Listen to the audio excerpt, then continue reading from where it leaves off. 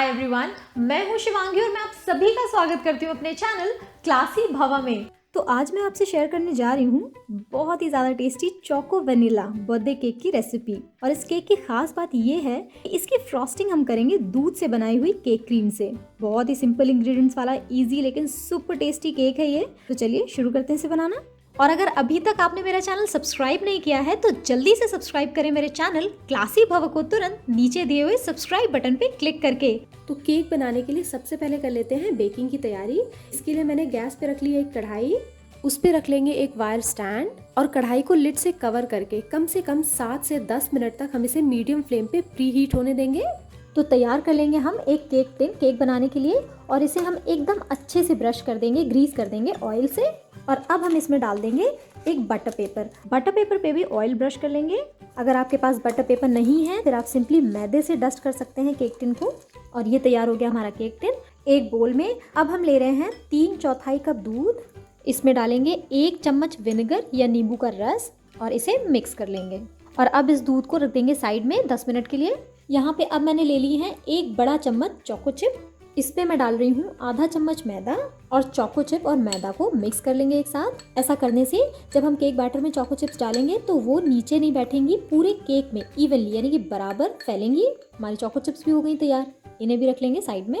एक बोल में हम ले रहे हैं अब 1/4 कप कुकिंग ऑयल और बहुत शार्प स्मेल वाला ऑयल नहीं होना चाहिए ये। इसमें हम डालेंगे आधा कप पिसी हुई शक्कर और इन दोनों चीज़ों को हम एक साथ बिल्कुल अच्छे से बीट करेंगे। दोनों चीज़ों को एक साथ करीब 5 मिनट तक मिक्स करने के बाद ये देखिए एकदम क्रीमी सा मिक्सचर हो चुका है। अब हम ले लेंगे विनेगर वाला मिल्क और ये देखिए ये अभी तक कर्डल्ड अप हो गया है और ये मिल्क हम मिक्स कर देंगे शक्कर और ऑयल के मिक्स में। और अब सारी चीज़ों को बिल्कुल अच्छे से मिक्स करके एक स्मूथ सा मिक्स बना लेंगे।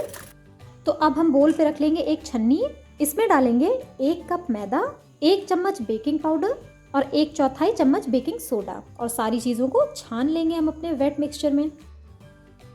और अब इन सारी चीज़ों को हमें एक साथ मिक्स करना है धीरे धीरे चलाते हुए। और इसी के साथ हम इसमें डाल देंगे 1 चम्मच वनीला एसेंस और इसको मिक्स करते हुए हम इसका एकदम स्मूथ और लम्प फ्री बैटर बना के तैयार कर लेंगे। और ये देखिए एकदम स्मूथ और लम्प फ्री बैटर बनके तैयार हो चुका है। तो फाइनली हम ले लेंगे ये चोको चिप्स और ये चोको चिप्स भी इस मिक्सचर में डाल देंगे और इन्हें भी बिल्कुल लाइटली फोल्ड कर देंगे मिक्सचर में। अब हम ले रहे हैं ये केक टिन और तुरंत इस बैटर को हम केक टिन में ट्रांसफ़र कर लेंगे। केक टिन को हम टैप करेंगे ताकि इसमें जितने भी बड़े बबल्स हैं वो सारे निकल जाएं। तो अब तक हमारी कढ़ाई भी एकदम अच्छे से गर्म हो चुकी है। तो हम इसका लिड हटाएंगे और इसमें बैटर ट्रांसफ़र कर देंगे। अब हम वापस लिड बंद कर देंगे और इस केक को अब हमें लो टू मीडियम फ्लेम के बीच में बेक होने देना है करीब 40 से 45 मिनट तक। और अगर आप इस केक को बेक करना चाहते हैं कन्वेक्शन या ओवन में तो 180 डिग्री पे प्री हीट करके आप इसे 40 मिनट्स तक के लिए बेक कर लीजिए। एग्जैक्टली 45 मिनट हो चुके हैं और अब हम गैस ऑफ कर देंगे और केक चेक करेंगे। लुक एट दिस, बहुत ही बढ़िया फूला है केक। और अभी मैं इसे एक टूथपिक से चेक करके देखूंगी और ये देखिए टूथपिक एकदम क्लीन बाहर आई है, इसका मतलब है केक एकदम परफेक्टली पक चुका है। तो अब हम केक को ठंडा होने देंगे, उसके बाद हम इसे डिमोल्ड करके इसकी फ्रॉस्टिंग करेंगे। तो अब करते हैं फ्रॉस्टिंग की तैयारी। तो इसके लिए 3 बड़ा चम्मच विनेगर में 1/4 कप पानी हम ऐड कर लेंगे और इसे साइड रख लेंगे। तो फ्रॉस्टिंग की क्रीम बनाने के लिए मैंने एक पैन गैस पे रख लिया है, इसमें मैं डाल रही हूँ 1 लीटर दूध। आंच को अब हम मीडियम कर लेंगे और इस दूध में उबाल आने देंगे और बीच बीच में से चलाते भी रहेंगे ताकि ये नीचे बिल्कुल भी ना लगे। और ये देखिए दूध में उबाल आ चुका है। अब हम गैस धीमी कर लेंगे और थोड़ा थोड़ा करके ये विनेगर और पानी का मिक्स दूध में ऐड करेंगे। बेसिकली हमें इसका छेना बनाना है और ये देखिए इसका छेना बनके तैयार हो चुका है। तो अब हम गैस ऑफ कर देंगे और यहाँ एक बोल में मैंने छन्नी रख ली है और उसमें डाल लिया है मलमल का कपड़ा और जो दूध से छेना हमने अभी भी तैयार किया है वो इसमें डाल के हम छान लेंगे। और इसी के साथ मैं इसे हल्का सा थोड़े से पानी से वॉश कर रही हूँ ताकि अगर इसमें थोड़ा सा भी फ्लेवर बचा हुआ है विनेगर का तो वो भी निकल जाए। तो अब हमें इसे स्क्वीज़ नहीं करना है, यानी कि हमें इसका पानी नहीं निकालना है निचोड़ के, और इसी तरह से हमें इसे छोड़ देना है 10 मिनट के लिए। 10 मिनट के बाद अब हम इस पनीर को ट्रांसफ़र कर लेंगे एक ग्राइंडिंग जार में और अब हमें इसे एकदम महीन पीस लेना है। और इसे ग्राइंड करते हुए आपको जितनी पानी की ज़रूरत लगे आप थोड़ा थोड़ा करके उसे ऐड कर सकते हैं। और ये देखिए एकदम स्मूथ क्रीम हमें मिल चुकी है फ्रॉस्टिंग के लिए। और इसे पीसते टाइम मैंने इसमें 4 बड़ा चम्मच पानी डाला था। तो अब इसे हम ट्रांसफ़र कर लेंगे एक बोल में और ये देखिए कि हमारी क्रीम में कितने अच्छे पीक्स निकल रहे हैं, मतलब इसकी बिल्कुल परफेक्ट कंसिस्टेंसी है केक की फ्रॉस्टिंग वाली। तो अब एक बड़े बोल में मैं ले रही हूँ 2 बड़ा चम्मच बटर। ये हल्का ठंडा बटर है, तो हम चम्मच से, फॉर्क से या फिर विस्कर से इस बटर को विस्क कर लेंगे कम से कम 5 से 7 मिनट के लिए, जब तक ये थोड़ा लाइट एंड फ्लफी ना हो जाए। बेसिकली हम ऐसा इसलिए कर रहे हैं ताकि हम अपने क्रीम चीज़ में थोड़ा सा फैट ऐड कर सकें, ताकि हमारी जो फ्रॉस्टिंग है वो बाजार वाली फ्रॉस्टिंग की तरह टेस्ट करे। 5 मिनट तक बीट करने के बाद ये देखिए बटर का कलर थोड़ा सा चेंज हो गया है और ये देखिए इसमें पीक से बनने लगे हैं। तो अब हम ले रहे हैं ये क्रीम चीज़ जो हमने अभी मिल्क से बनाई थी, और ये सारा क्रीम चीज़ हम बटर में ऐड कर देंगे और करीब 2 मिनट तक हम इसे साथ में ही अच्छे से मिक्स करेंगे। 2 मिनट के बाद एकदम बढ़िया proper whipping cream style frosting बनके तैयार है हमारी। तो फाइनली इसकी फ्लेवरिंग के लिए हम इसमें ऐड कर देंगे 1 बड़ा चम्मच वनीला एसेंस और 4 बड़ा चम्मच एकदम महीन पिसी हुई शक्कर। और अब इन सारी चीज़ों को बिल्कुल अच्छे से मिक्स कर लेंगे।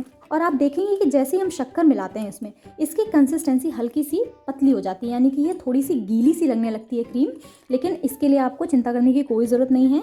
आप सिंपली इस क्रीम को 5 मिनट के लिए फ्रिज में रख दीजिए और 5 मिनट के बाद आपको एकदम परफेक्ट फ्रॉस्टिंग वाली कंसिस्टेंसी मिलेगी इस क्रीम की। तो अब मैंने ले लिया एक कोन स्टार शेप की नोजल के साथ और इसमें मैं क्रीम फ्रॉस्टिंग भर लूँगी लाइक दिस। और अब इसे हम रख देंगे फ्रिज में, और इसी के साथ हम अपनी क्रीम फ्रॉस्टिंग को भी 5 मिनट के लिए फ्रिज में रख देंगे। एक अलग बोल में मैंने ले लिया है करीब 25 से 30 ग्राम डार्क चॉकलेट कद्दूकस करके। आप चाहें तो इसकी बजाय 20 रुपए वाली डेयरी मिल्क भी ले सकते हैं।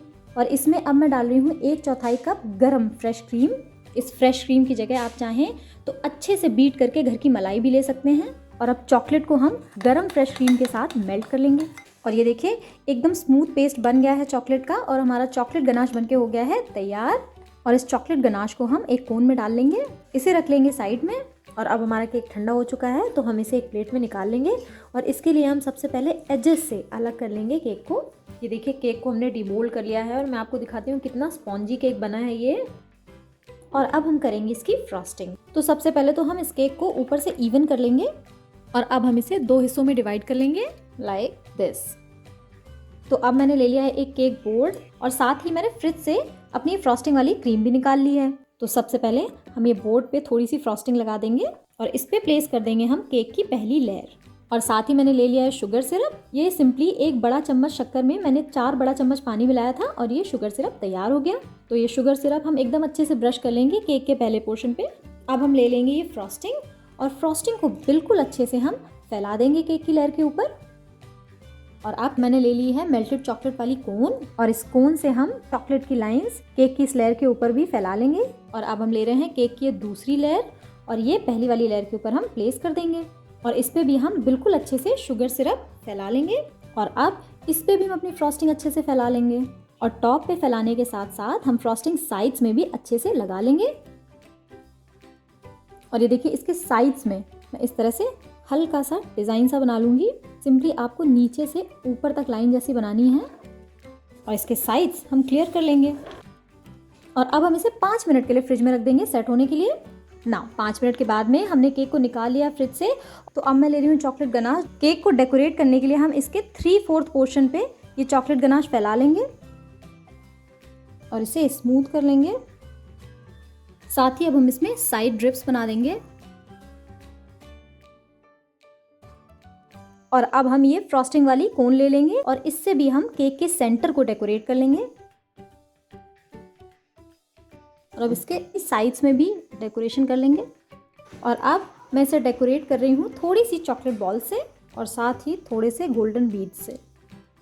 एंड दैट्स इट, हमारा चोको वनीला केक बनके बिल्कुल तैयार है। बहुत सुंदर केक लग रहा है, साथ ही खाने में भी एकदम मज़ेदार है। तो आप भी ज़रूर ट्राई कीजिएगा इसे बनाना। Thank you so much for watching. Happy cooking.